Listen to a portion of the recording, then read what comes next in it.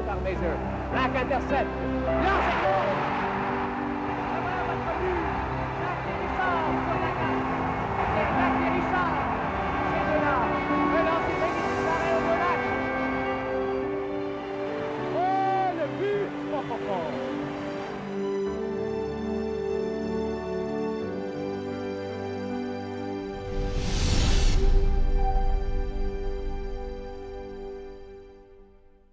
Bienvenue à l'ultime classement de RDS. Ici Pierre Houde. Le hockey est, depuis ses origines, un sport violent. Et il demeure le seul sport professionnel où un joueur qui se bat n'est pas immédiatement expulsé ou suspendu. Plusieurs amateurs et analystes aimeraient qu'on interdise les combats au hockey et croient qu'il s'agit d'une facette du jeu devenue rétrograde. D'autres insistent sur le fait que le sport doit demeurer fidèle à ses racines, non seulement pour plaire aux partisans du jeu robuste, mais aussi parce que la pratique permet aux joueurs de régler leurs différends sur le champ. Mettre la main sur le joueur robuste idéal constitue un coup de chance. Les meilleurs d'entre eux possèdent un mélange d'habileté, de cran, de leadership et d'agressivité. Ce sont d'ailleurs les critères généraux qu'ont appliqués nos juges dans leur démarche. Plusieurs redresseurs de tort n'ont pas été retenus. Lyle O'Deline, champion de la Coupe Stanley en 1993, a terminé 11e. Voici donc maintenant le top 10 des hommes les plus durs dans l'histoire du Canadien.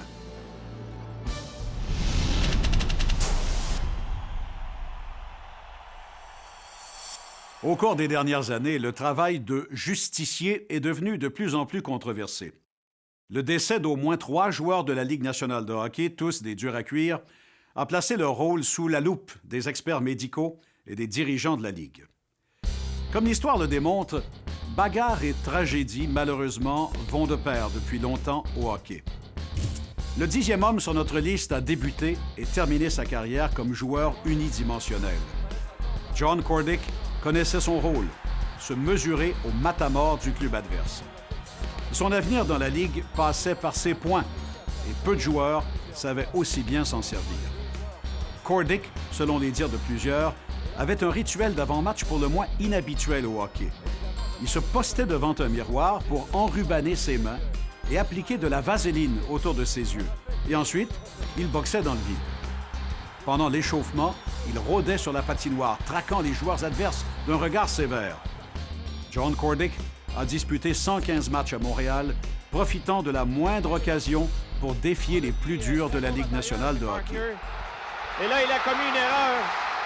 Il a connu un passage troublé dans la Ligue nationale. C'est un gars qui était fort physiquement, mais qui était conscient du travail qu'il avait à accomplir. Donc, il a commencé à prendre des stéroïdes pour devenir plus gros et plus fort. Ensuite, il est tombé dans les drogues fortes parce que le métier qu'il exerçait avait trop de pression.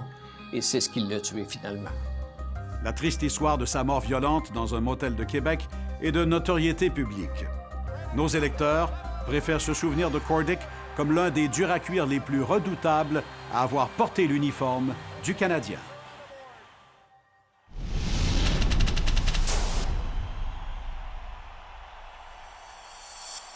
Chris Chelios était un joueur qui possédait tous les atouts. Gabarit imposant, talent, courage et un sale caractère qui pouvait changer l'allure d'un match.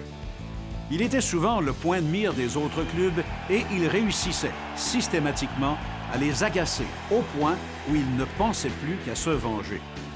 C'est un talent un peu particulier, on en convient, mais qui lui a permis de non seulement faire une très longue carrière dans la Ligue nationale de hockey, mais aussi de devenir l'un des meilleurs joueurs américains à patrouiller la ligne bleue.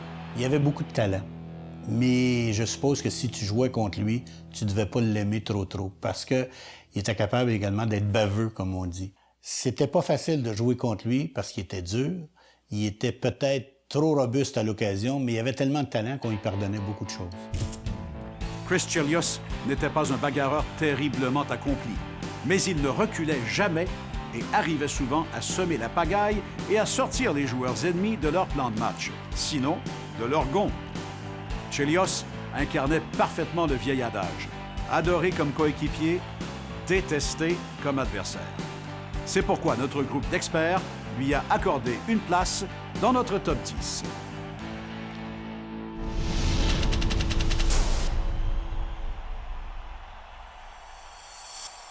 À croiser Pierre Bouchard dans la rue, on devinerait difficilement qu'il était parmi les joueurs les plus forts et les plus rudes de la Ligue nationale de hockey. C'est un véritable gentleman, et son style évoquait celui de son père, Émile. Jeter les gants demeurait toujours le dernier recours. Mais si vous aviez le malheur de provoquer sa colère en attaquant un de ses coéquipiers, il insistait pour que justice soit faite.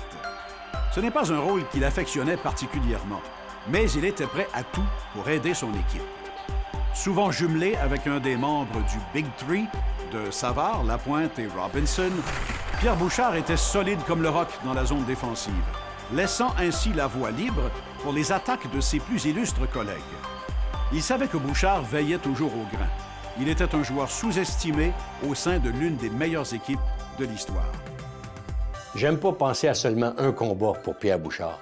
J'aime à penser à l'ensemble de la carrière à Montréal de Pierre Bouchard, un joueur souvent qui est venu à la défense des meilleurs attaquants et de ses meilleurs coéquipiers à des moments opportuns. Probablement pour moi l'homme le plus fort de l'organisation du Canadien de Montréal. Les partisans se souviendront toujours de Pierre Bouchard comme d'un gentil géant qui a non seulement honoré le nom de son père, mais qui est aussi devenu une des pierres angulaires de son équipe.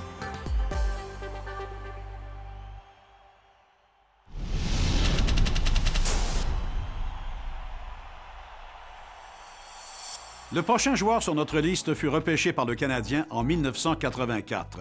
Et il a tellement fait sa marque qu'il fut rapatrié 5 ans après qu'on l'eut échangé en 1992. Shane Corson était la définition même de l'ailier puissant, le meilleur à être passé dans le giron du Canadien au cours des 25 dernières années. Il était rapide, avait un lancer redoutable, mais plus encore, il avait le physique de l'emploi. Toujours le premier dans les coins de patinoire, il s'imposait physiquement sur ses adversaires. Les défenseurs des autres équipes connaissaient souvent de douloureux lendemains après un match contre Corson. Il avait aussi l'habitude de régler les comptes de ses coéquipiers, tout comme les siens, en jetant les gants. Corson considérait qu'un vrai leader devait toujours se porter à la défense de ses coéquipiers. Au cours de ses 18 ans de carrière dans la Ligue nationale, Corson a mis ses principes en application à chaque soir. C'est un gars qui était capable de frapper, compter des buts. Je te dirais que c'était un joueur robuste, oui, mais c'est un gars qui était capable de jouer aussi un rôle plus important dans une équipe que juste faire ce rôle-là. Donc, il y avait un mix de tout. Il a des bonnes mains, c'est un gars qui était capable de frapper, puis aussi se battre quand c'était nécessaire. Quand le Canadien échangea le capitaine Vincent Danfous en 1999, plusieurs voyaient Corson comme un digne successeur. L'équipe en a décidé autrement, confiant le C du capitaine à un jeune Saku Koivu. Mais il n'en demeure pas moins que Shane Corson a rendu de fiers services à son club par sa robustesse et sa combativité. Robustesse n'est pas toujours synonyme de fier à bras. Les joueurs les plus durs du Canadien ont démontré plusieurs styles. On aura l'occasion d'en revoir quelques autres après cette courte pause.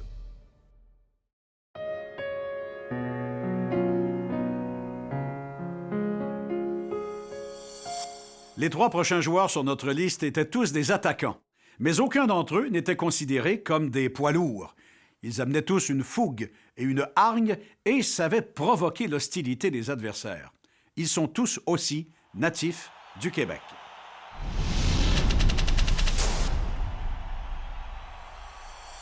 Les anglophones appellent cela « faire la tortue », ce qui est en soi une forme d'insulte plutôt grave pour un hockeyeur. Alors que la plupart des joueurs qui se recroquevillent sur la patinoire le font pour se protéger, Claude Lemieux le faisait comme simple geste de provocation. La priorité pour ses adversaires devenait donc souvent de malmener Lemieux plutôt que de concentrer leurs efforts sur le match proprement dit. Il avait un talent d'agitateur qui était simplement hors pair. Mais Claude Lemieux ne voulait qu'une chose, gagner des matchs de hockey et non gagner un concours de popularité. Claude Lemieux savait bien fâcher les gens. Il est énervant, comme le bruit d'ongles sur un tableau d'école. Il fâche tout le monde, incluant son propre coéquipier et ses coachs. Ce qui le rend unique dans notre palmarès, et cette habitude qu'il avait de livrer ses meilleures performances en série. Il ouvrait souvent le bal en incitant l'adversaire à écoper d'une punition. Le mieux prenait alors un malin plaisir à marquer un but ou exécuter une passe savante sur l'avantage numérique qui suivait. Il ne se battait que très rarement, ce qui pourrait laisser croire qu'il est un choix inusité pour notre liste. Mais sa carrière fut tout de même fondée sur le sacrifice physique et une approche belliqueuse, sans compromis. Robuste est assurément le bon terme qui s'applique à son parcours.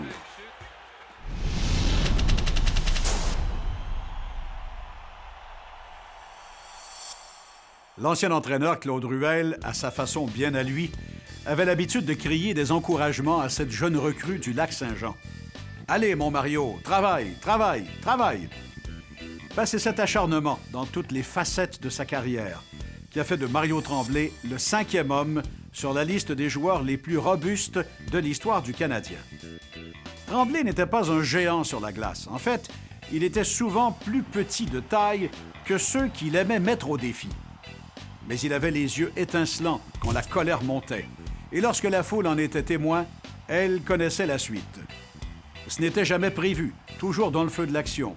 Mais quand Mario Tremblay laissait tomber les gants, il allait jusqu'au bout. Mario Tremblay, dans la rivalité canadienne-nordique, c'était le spark du Canadien. Je l'avais sur ma hit list. J'avais une liste là, dans le vestiaire, puis Mario était là-dessus. Jamais j'aurais pensé qu'un jour, on serait des amis, compte tenu de la compétition qui était féroce. Mario était tout un énergumène sur la patinoire, mais j'aurais aimé l'avoir de mon côté. S'il était un bagarreur féroce, il était encore plus dangereux comme marqueur. Pour Mario Tremblay, un combat était simplement une autre façon de dominer l'adversaire. Ce n'était pas un matamor, mais un joueur agressif qui déployait tous les moyens pour gagner. Il n'a jamais reculé devant quiconque et fut l'un des plus robustes à enfiler la sainte flanelle.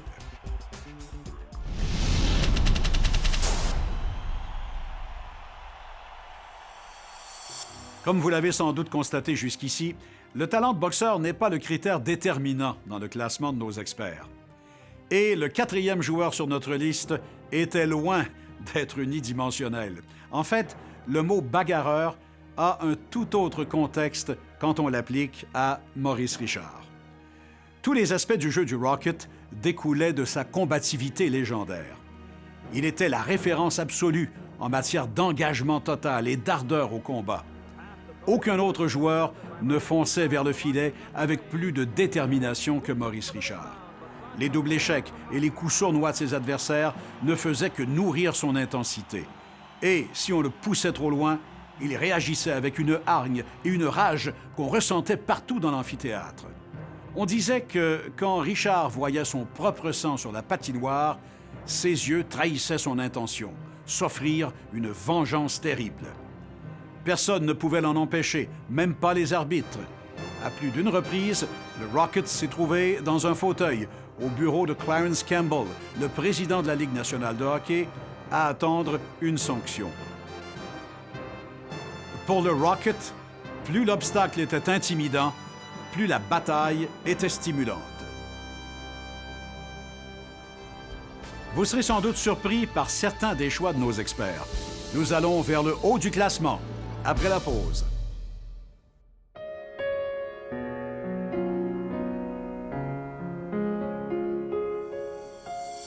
C'est maintenant le moment de dévoiler les 3 derniers noms à l'ultime classement des joueurs robustes.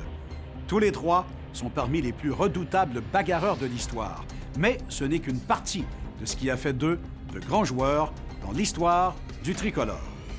L'ironie concernant le 3e nom à notre palmarès est qu'il a sans doute arrêté plus de combats qu'il n'en a provoqué. Émile Bouchard était un policier dans le sens étymologique du terme. Il n'y avait même pas besoin de donner un coup d'épaule, tout le monde le respectait et en avait peur. Les joueurs d'avant ne passaient pas du côté d'Émile Bouchard. C'était peut-être pas le plus rapide, mais Émile Bouchard, c'était une présence qui faisait peur à l'adversaire et qui donnait confiance à ses coéquipiers. Il était un véritable colosse et il était carrément hasardeux de le pousser à la limite de sa colère. À ses débuts dans la Ligue nationale, Bouchard s'est battu plusieurs fois Et le résultat était toujours le même. Une suite de coups de poing, suivie par une forme de prise de l'ours. Fin du combat. C'est sans surprise que le défenseur est devenu un des piliers du club. Tous ses coéquipiers savaient qu'ils avaient en lui l'ultime protecteur. Leader, champion de la Coupe Stanley, justicier. Ce sont les caractéristiques qui placent Émile Butch Bouchard dans les hautes sphères de notre classement.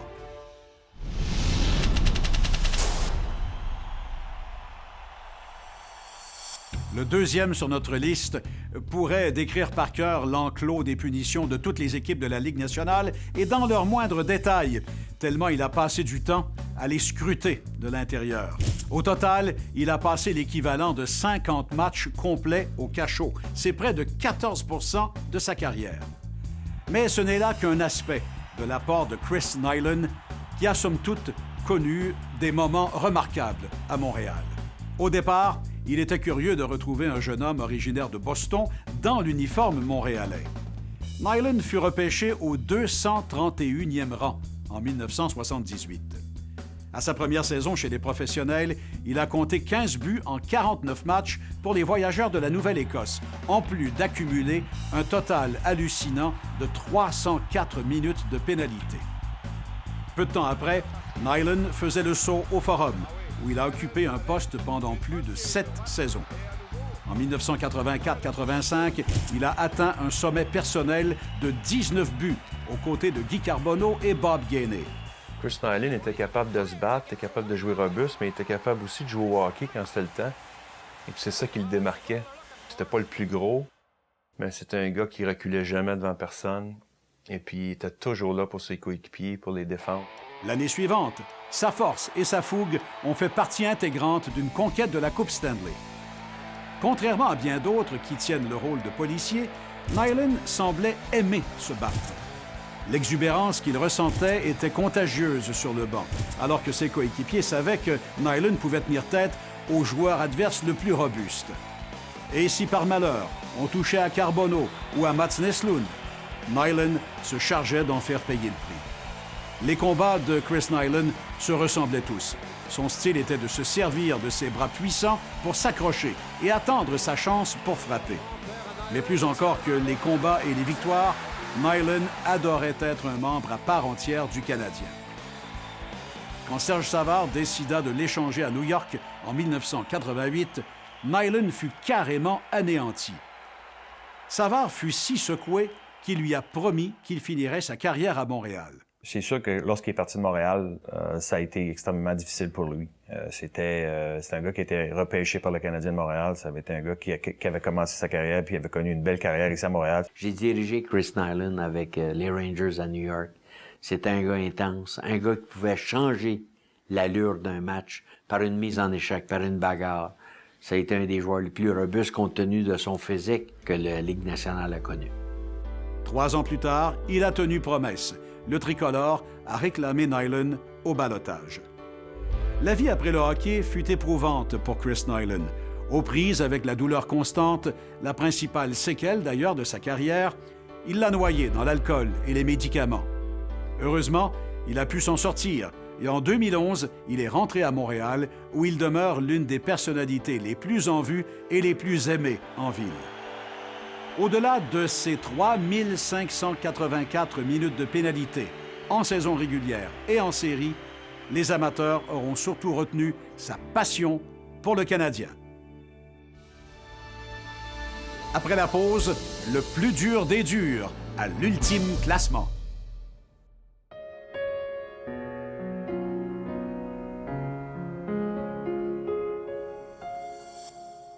Il ne reste qu'un nom au palmarès des joueurs les plus robustes à avoir chaussé les patins pour le Canadien. Il demeure l'étalon de mesure pour les durs à cuire de la Ligue nationale, celui à qui tous les autres seront comparés. Nul ne peut parler des redresseurs de tort dans une conversation de hockey sans parler de John Ferguson. Pour qu'un joueur robuste obtienne un vote, pour moi, il fallait qu'il soit d'abord et avant tout un joueur de hockey, pas juste un bagarreur. Un gars qui laisse tomber les gants, qui se bat, oui, il est robuste, mais c'est pas un joueur de hockey. John Ferguson avait toutes les qualités d'un joueur robuste et il était aussi un joueur de hockey. Le hockey était bien plus qu'un sport pour Fergie. C'était littéralement un conflit entre ennemis. Ferguson détestait véritablement et souverainement ses adversaires. Et cela ne s'arrêtait pas à la patinoire ou au corridor des amphithéâtres. S'il croisait un joueur des Bruins ou des Blackhawks dans un restaurant, il claquait la porte et allait manger ailleurs. S'il voyait un Maple Leaf dans un banquet, il se faisait un devoir de complètement l'ignorer. Ainsi était fait John Ferguson, le plus dur des durs dans l'histoire du Canadien de Montréal. Celui pour moi qui était le plus terrifiant en raison de son regard et en raison du fait que c'était tout un pugiliste. Non seulement, il n'y avait pas de chamoyage. Lui, les 2 points sortaient et souvent, c'était un knock-out. John Ferguson, probablement le joueur qui était le plus craint de toute la Ligue nationale à son époque. Au début des années 60, le Canadien se faisait souvent tabasser par les autres clubs. Et en 1963, le directeur général Frank Selke, qui en avait assez, a acheté le contrat de l'ailier des Barons de Cleveland dans la Ligue américaine. Ferguson n'a pas hésité à se mettre au travail, jetant les gants après seulement 12 secondes découlées à son premier match. Il serait désormais l'homme le plus craint de la Ligue. Il ne fallait pas grand-chose pour l'inciter, et Ferguson se battait avec une passion évidente. Mais son objectif principal était généralement de faire basculer un match. S'il réussissait à laisser quelques ecchymoses au passage, soit, mais sa priorité était toujours d'aider son club à gagner. Ferguson s'est frotté à tous les plus durs de son époque, dont Eddie Shack des Maple Leafs et Ted Green des Bruins. I think John Ferguson got in the heads of a lot of hockey players, Bobby Hull probably included. He was fearless, he was effective, and he was relentless. On se souvient de lui d'abord et avant tout à cause de sa robustesse, mais Ferguson savait jouer au hockey. Il a compté 18 buts par saison en moyenne et était un leader dans le vestiaire.